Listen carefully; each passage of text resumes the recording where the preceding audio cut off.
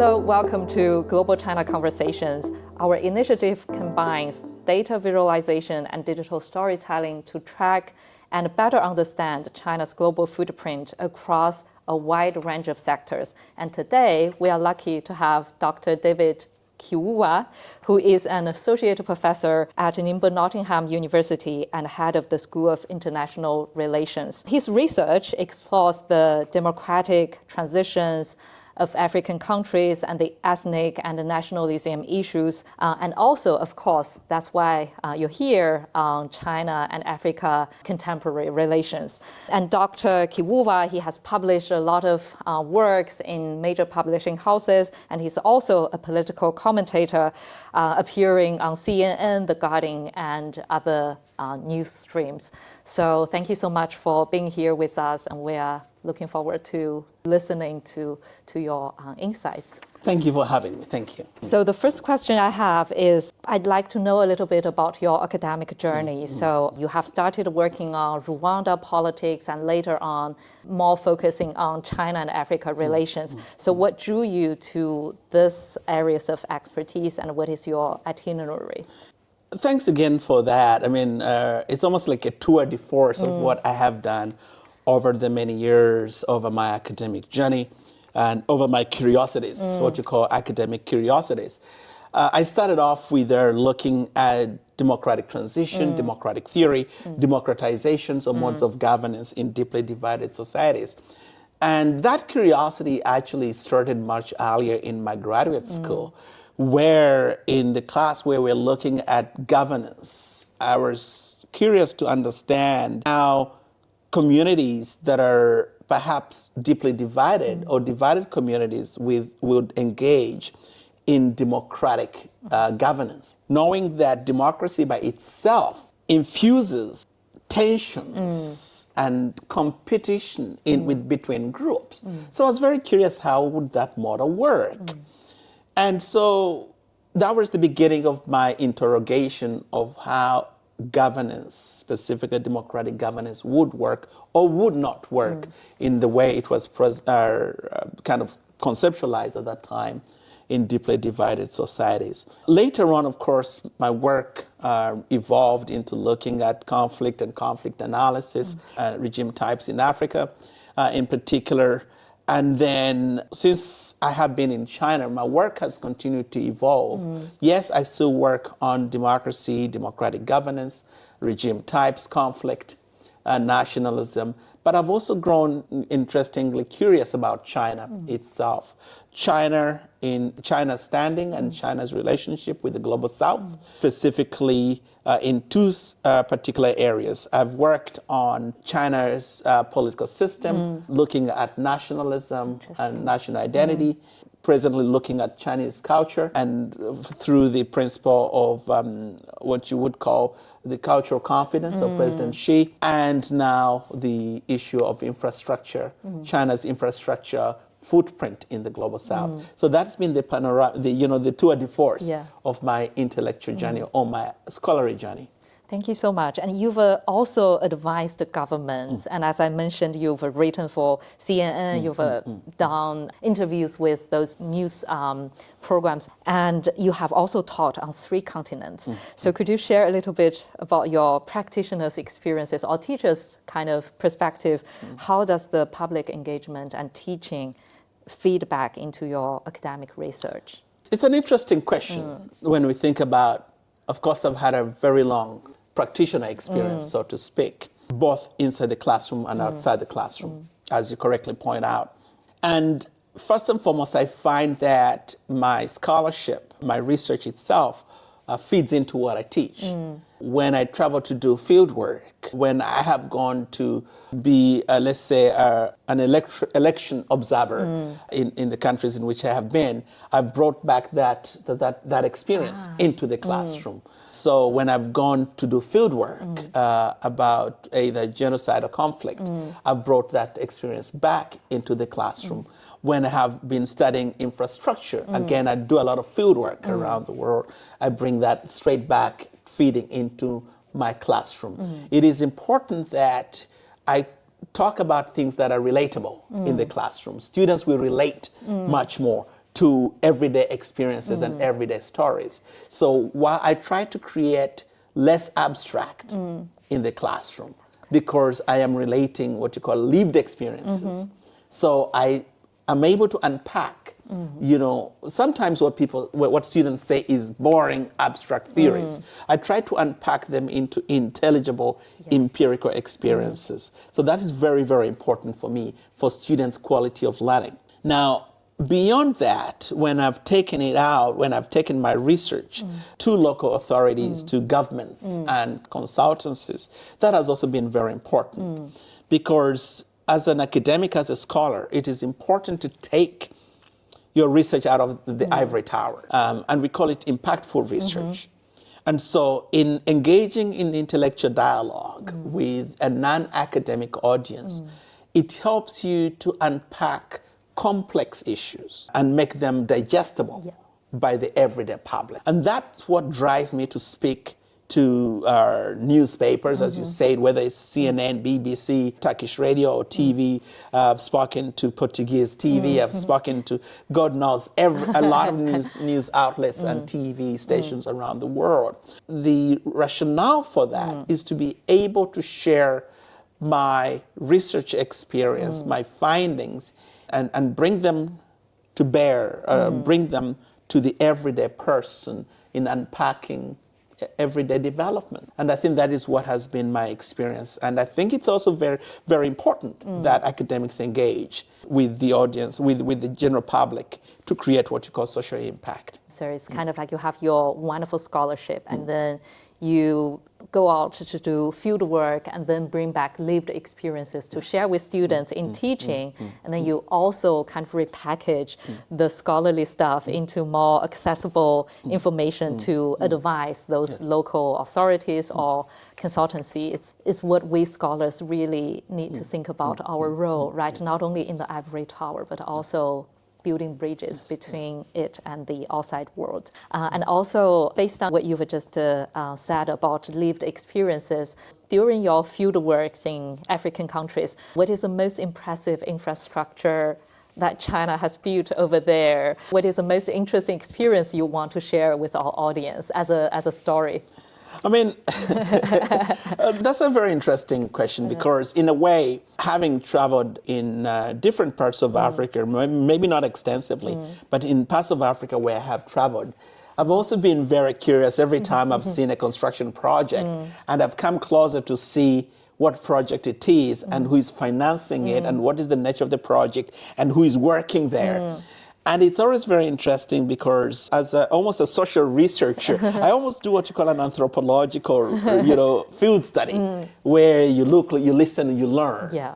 And so, in Rwanda, where I have seen a couple of big government institutions being built, and I'm like, wow, there was nothing here a few years ago, and all of a sudden you have a number of very beautiful infrastructure buildings set up for governance. I'm like, that's really impressive. Changing the face of the city. When I have traveled on the Kenyan Standard Gauge Railway, it was very, very impressive in a sense that the seamless travel. The fact that you get to Mombasa, you get to Nairobi, you get on this Standard Gauge Railway that has beautiful seats, and it zooms its way all the way to Mombasa.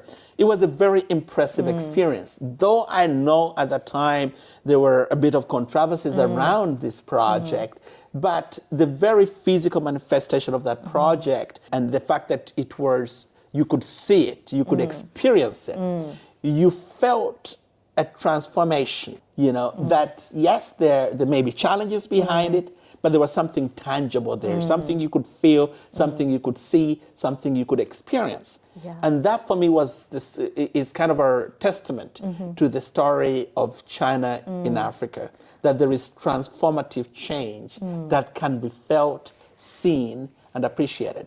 Yeah, I like the word you used, the tangible experience. We could kind of be critical from afar, right? We could look into the side effects of this projects, but when we really kind of use the facilities, when we enjoy the conveniency they bring they bring to us, it's kind of like, it's a different type of experience. Yes. And that's the key thing, that every project has drawbacks. But when you have what you call the everyday user's experience, it may be that the drawback's a little far removed from the immediate conveniences that you experience. The fact that a journey that used to take, let's say, 9 hours or 8 hours is now taking you 3 hours or 4 hours is a very tangible benefit. And that perhaps would feed into the story of revisiting how these projects are chosen and instituted and what are the benefits they are. So that is a story of another day, but I think that is really important to reflect upon about the lived experiences of project users. Yeah, and also I have another interesting question. If you're having a conversation with a government official, for instance, in Nairobi, who has not yet exposed to the Belt and Road Initiative, at least the concept of it, how would you explain the concept to them, or how would you introduce, in simple terms, the Belt and Road Initiative in Africa? I think the Belt and Road Initiative in Africa as a concept will not be a very familiar one. It may almost feel very academic. But the Belt and Road Initiative manifestation or how it translates is not a new thing. So the African population and the African politician knows that the Belt and Road, for whatever name they call it, in a way they may say the relationship between China and Africa or China and that specific country. That is what they understand and they appreciate. Okay.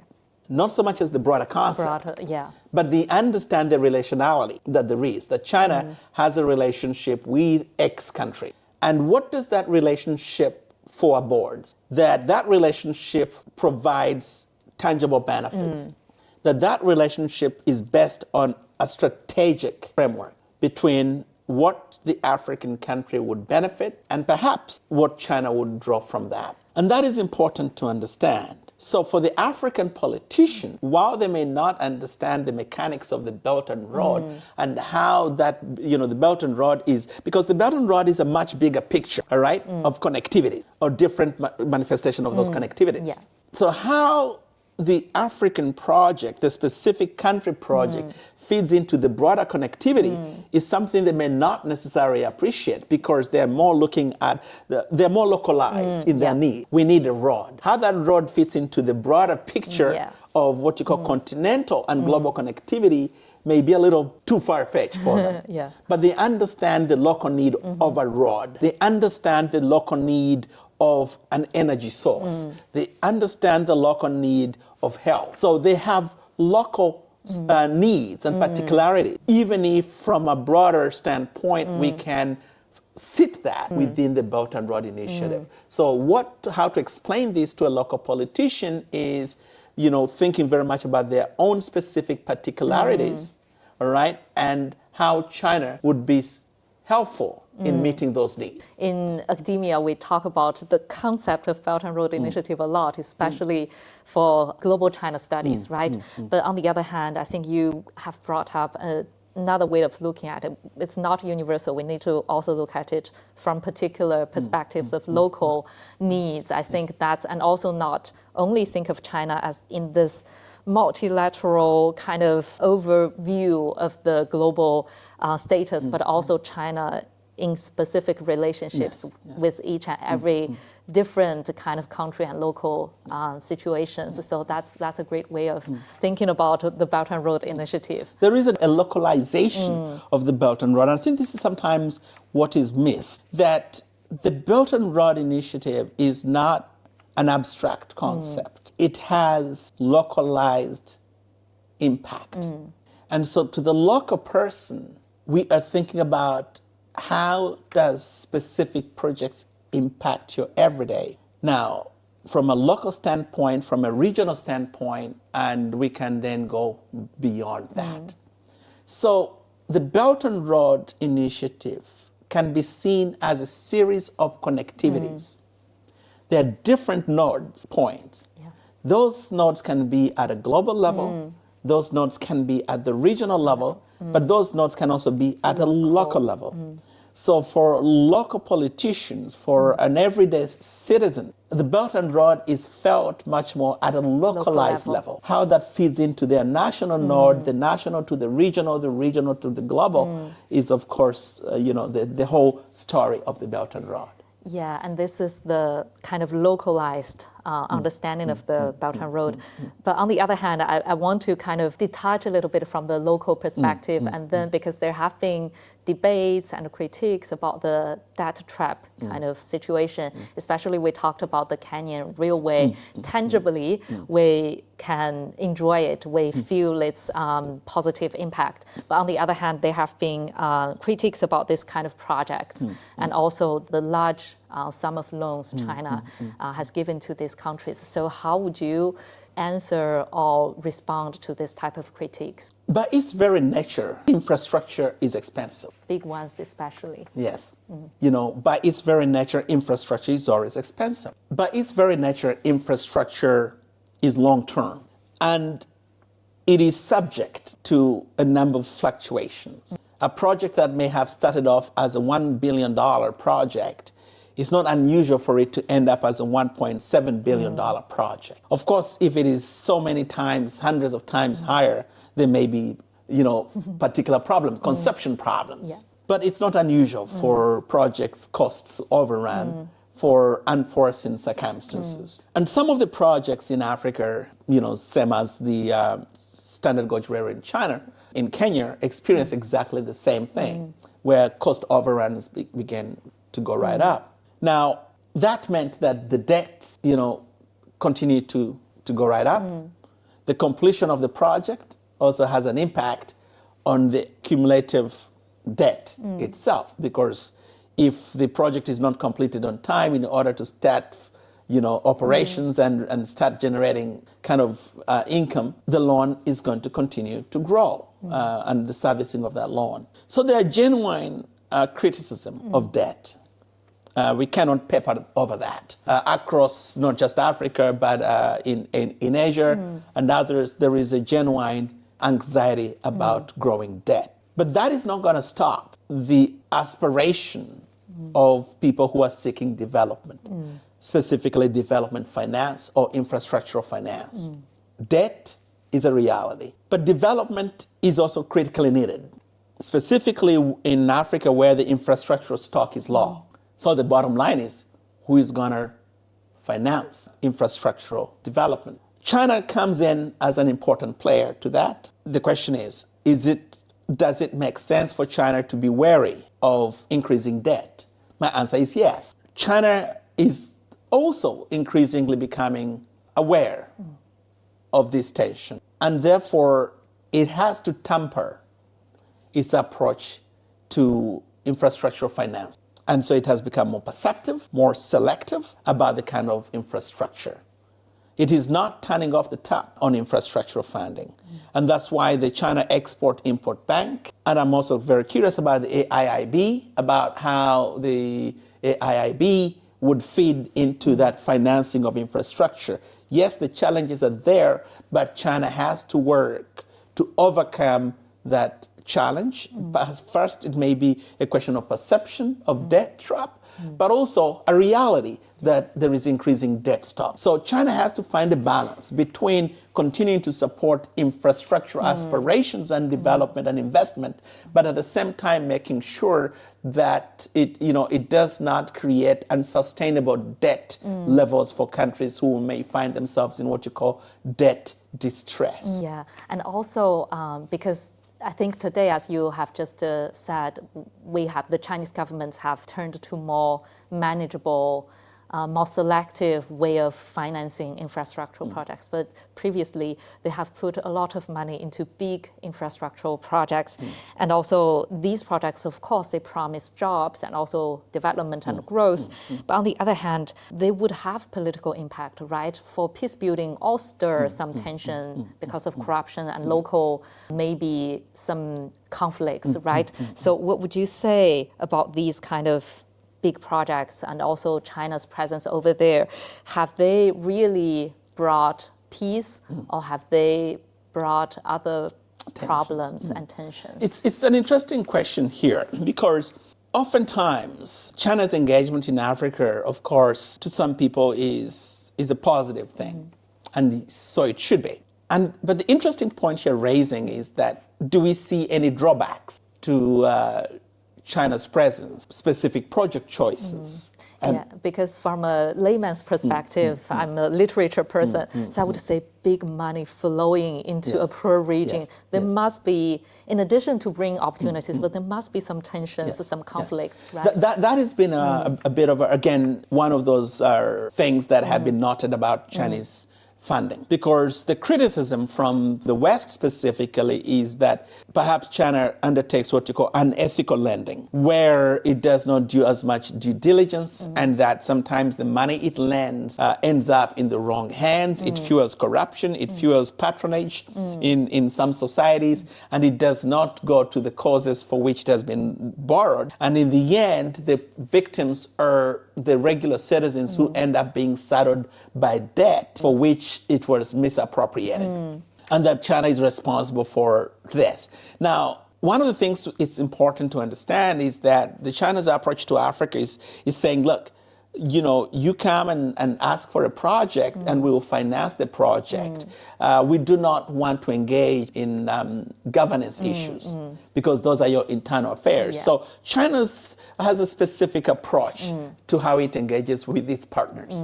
And if it's the principle of non-interference or non-interference in your governance issues, that's what it drives its relationship.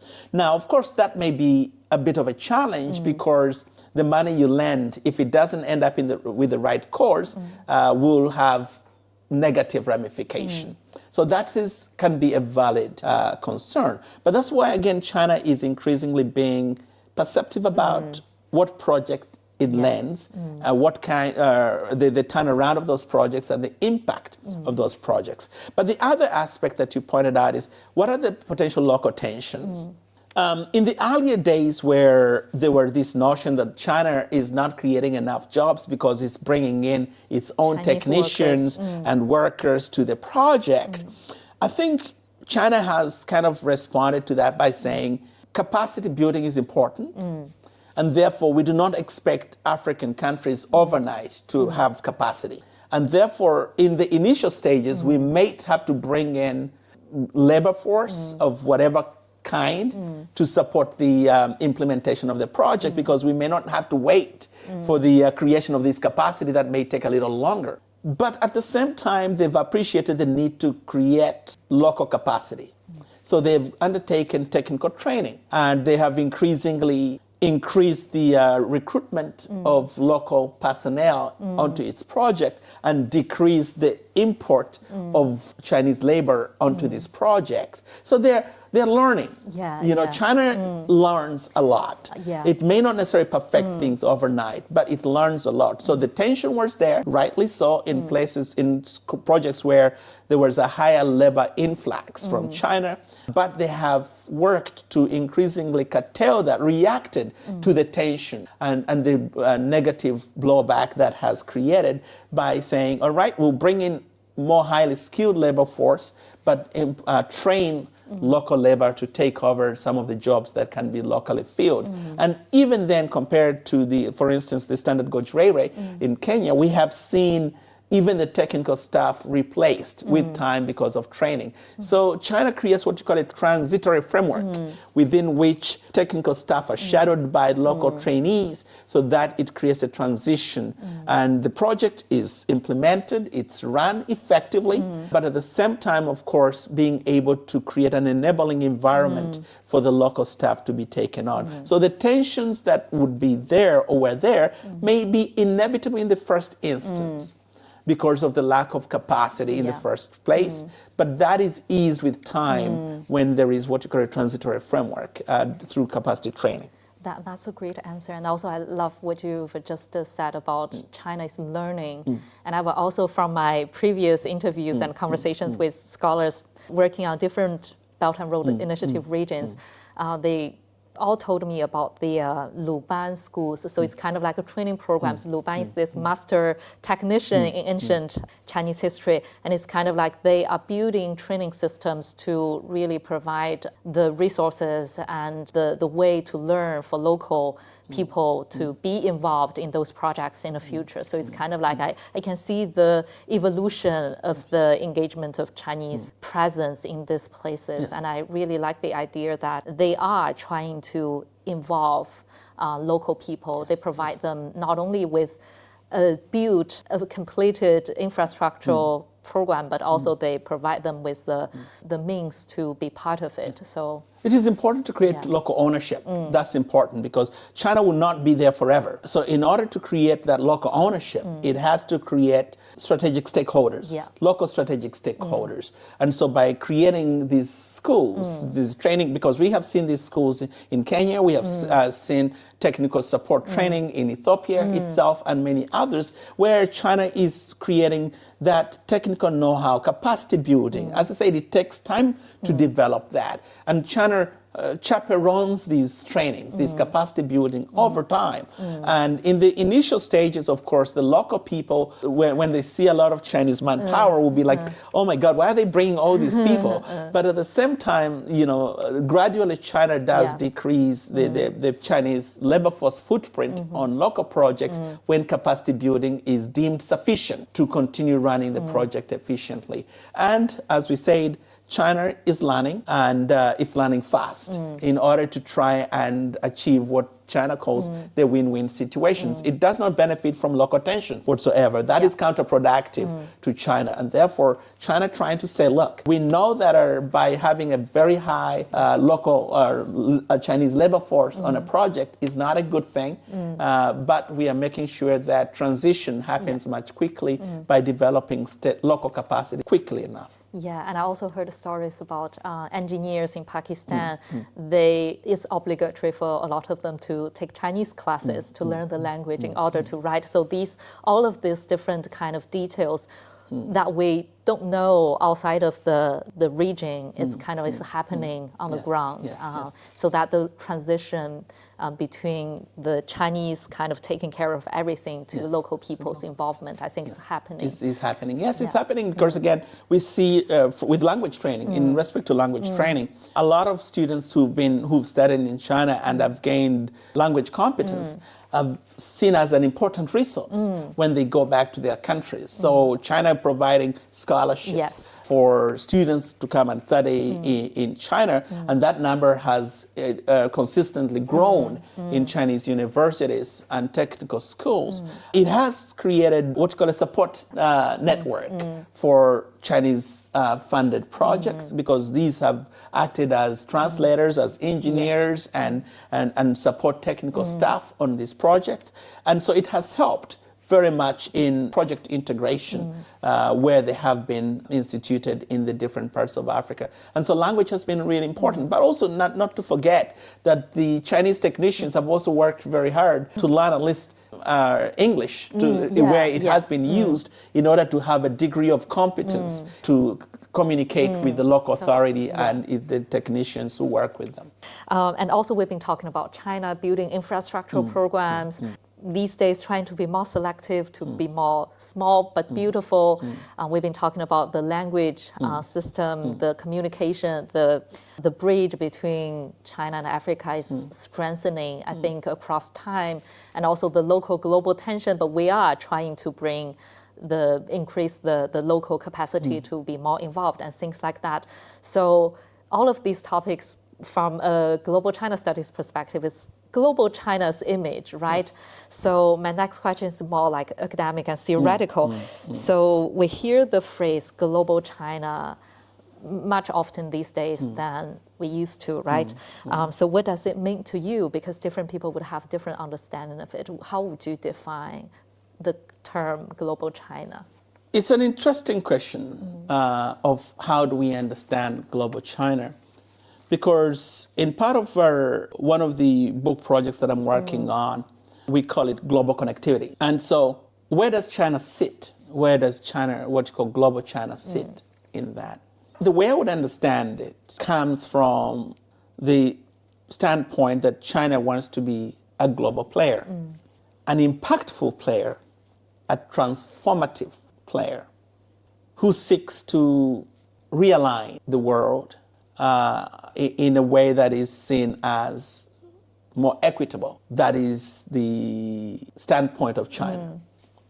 Of course, people may disagree, but China makes this argument that the world should be an open field for which all actors can play, but also all actors can meaningfully engage in transformative action. And I think that draws back to what President Xi Jinping calls, a community of shared destiny. He does not say, a part of the world. He looks at it as an interconnected world. And so global China feels that its destiny, its transformation, its prosperity to live in a peaceful, harmonious world benefits from a world that is equally moving in the same direction. So global China, to me, means that China envisages what you call a global footprint, a transformative global footprint, where it engages in development projects in Africa, where it engages in transformative projects in Latin and South America as we know it, where it engages in projects of change in Asia, in almost the whole part of Asia, and it engages in strategic, again, change relationship in the Middle East. Yes, it is open to engaging in transformative relationship. Yes, in the West.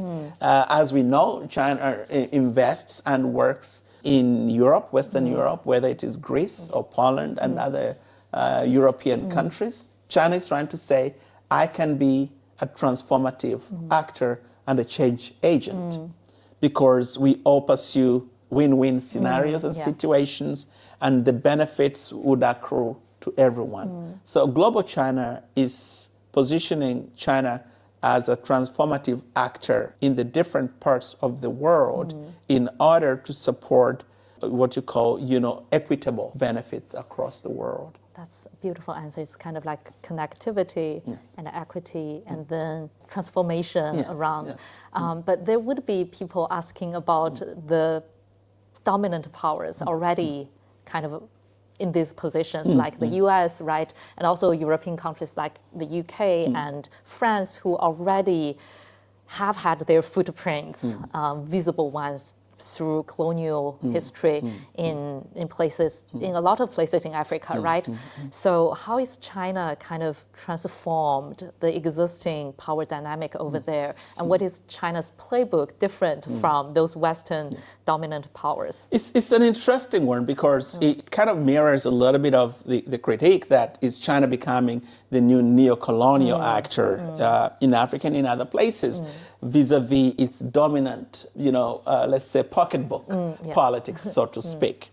Yes, we know that the United States and Europe and others have been dominant actors by reasons of history. China not more so. Now, is China trying to edge out the rest? Now, that's an important point to reflect upon because it puts China into an oppositional situation with the rest of the existing so-called dominant powers. But China doesn't want to look at it that way. And I'm not a spokesman for the Chinese government, but China's narrative is that we are not in oppositional standing with one another, that we can all be transformative actors. That's nice. All right? And that is what they're trying to say. We can all be transformative actors. In fact, a very recent project we are thinking about is how China can work with other actors in third spaces. So we are trying to look, we are trying to move beyond this tension, this China and the other tension, to look at how that there could be a positive relationality between China and the other, perhaps China and Europe, China and the United States in the third spaces. So if we're looking at Africa, for example, we are asking a very simple question. How can China work with the other in order to transform the African space? And so we are moving away from that opposition or tension and rather speaking about the cooperation, because China does talk about cooperation, a cooperative relationship. So we are trying to, to move beyond, it's either or, the binary world, to, is there a cooperative world within which maybe projects are co-financed?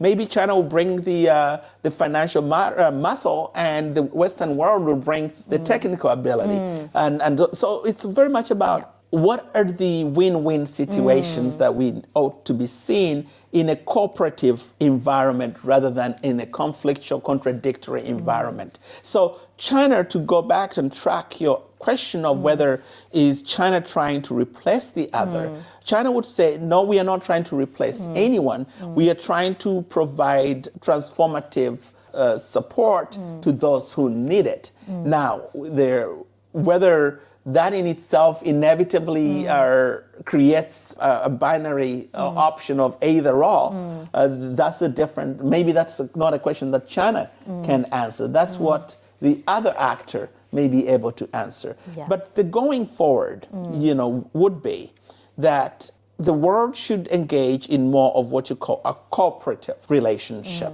between what do all actors bring to the table and how could they cooperate together in order to provide optimum outputs to or benefits to those who are in most need.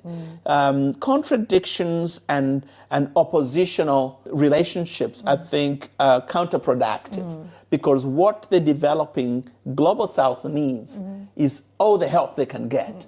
And if that can be drawn from a cooperative relationship rather than an oppositional relationship, then the better. And they could benefit more from a kind of three parties kind of cooperation, right? I think there is more to benefit. Two heads are better than one. That's the way we can look at it. Leveraging what's called comparative advantage, all right? That leveraging comparative advantage is that every party has what they do best. And so by bringing those together, the Global South are kind of positioned to benefit better than to lose out. And so for me, the tension between China and the other parties should, I guess, in theory, should not exist because there is more to gain through cooperation than to lose. And also the next question is kind of like connected with this one, but also a little bit more of the cultural side. And we know that those, I'm glad that they are not in the competing, hopefully in the future, not in the competing situation, but like cooperation situation.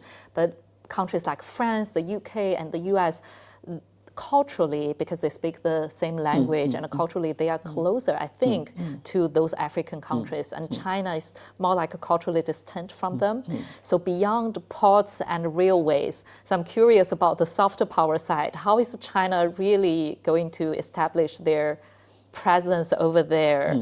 Are there any projects on culture or media or language? You've mentioned it, which is great. So what are the mechanisms of China kind of trying to establish them also culturally and in terms of soft power? It's interesting you mentioned that because it was driving my mind to the clash of civilization, Samuel Huntington's clash of civilization, the argument civilization will be clashing with one another, and those civilizations that have close affinity to one another culturally or linguistics will work better with one another against the other. Now, I'm thinking that China has really worked to look at this particular question. And again, it's trying to overcome this oppositional element of, the civilizational clash of civilization argument that Huntington puts together.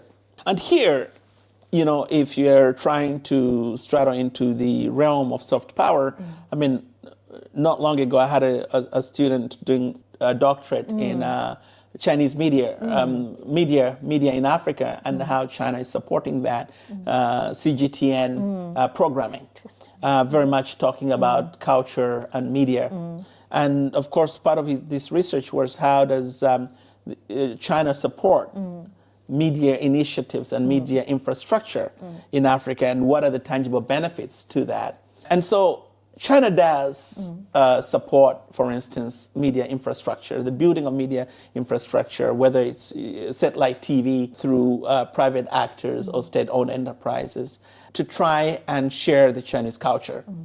Now, the broader initiative comes again from President Xi's Cultural Confidence Initiative, that China should look at itself as one with a proud civilization, but one with a culture to share. That there is a lot to learn from Chinese culture, and that we can, by China going out, we are not just taking China is not just taking trade, it's not just taking infrastructure, but it's also sharing its rich culture. And in this rich culture, it seeks to create affinities between Chinese culture and other cultures. So creating a dialogue, cultural dialogues, that in understanding one another, you appreciate one another from a cultural standpoint. And so to speak, I was thinking about, for instance, the recent spat between China and the US, where the United States was telling China, we'll give you, how many, 3 days or 4 days for you to say, to cut down your tariffs or else. So what I was giving people an argument is that China does not like to be given orders. If you understand Chinese culture, you do not want to get China to lose face. And therefore they will never negotiate in the face of, I wouldn't want to call it humiliation, but you cannot give them orders like that. So anyone who understands Chinese culture would have told Donald Trump that. That if you want China to change habits, you better find a different way of asking them, perhaps nicely, to revisit their actions. So cultural understanding is important.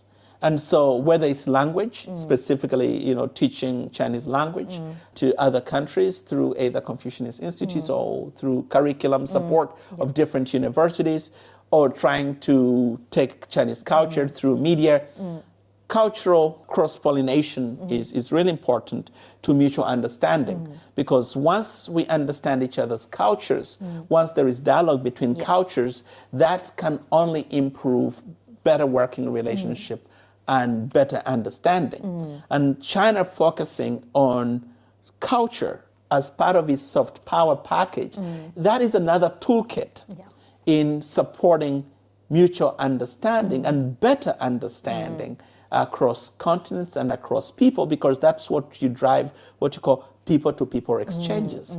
People-to-people exchanges is much more informed by cultural exchanges and cultural understanding. So it is an important toolkit in the diplomatic toolkit of China. And I think, again, China is learning. I think they are more efficient these days in doing the cultural kind of exchange projects. So one last question. So what is the burning question you are dealing with right now? And what is the unanswered question or the research projects you really want to tackle with in the future? So literally looking forward. I think I touched upon that, and an interesting one. I am increasingly and curious about, of course, Chinese culture as one of the projects that I'm working on. But perhaps I'm interested in understanding how the governing authority work with Chinese culture, the importance of Chinese culture to the governing authority, both internally and perhaps externally. So both in China and also with China's diplomatic and outside facing and inward facing, because I'm taking cue from the question of the cultural confidence, the principle of cultural confidence of President Xi, and I'm thinking, why is the governing authority very interested in this cultural confidence? What does it bring to the table, both for the governance of China, the relationship between the governing authority and the people in China, but also beyond China, looking in, looking out? That is an interesting question, perhaps, that I'm now working on to try and understand and unpack, or throw much more light on this cultural confidence, because it's one of the things that has been spoken about. It's a key cog in President Xi's principles, but it's not something that has been systematically interrogated. And I'm very excited to really interrogate that subject matter going forward. So that's my current project that I'm looking at. I haven't yet got the puzzle worked out yet, but I think it's something interesting. And also I believe our audience would be really fascinated by this topic, because the combination of both internal kind of cultural confidence and how it transforms into something that China's global image. I Yes, think it yes, would be yes. really a fascinating Yes. project. I'm looking forward to reading it. Oh yes, it's work in progress. We are working on it, and hopefully at some point we'll get some results. But it is a project that speaks volume about how China engages both internally and externally. And we could have another interview about this new project and Yes. topic. Thank you so much Well, I'll for be your time delighted to today. come and speak about Thanks. it. So thank you very much again for having me. Thank you. Thanks.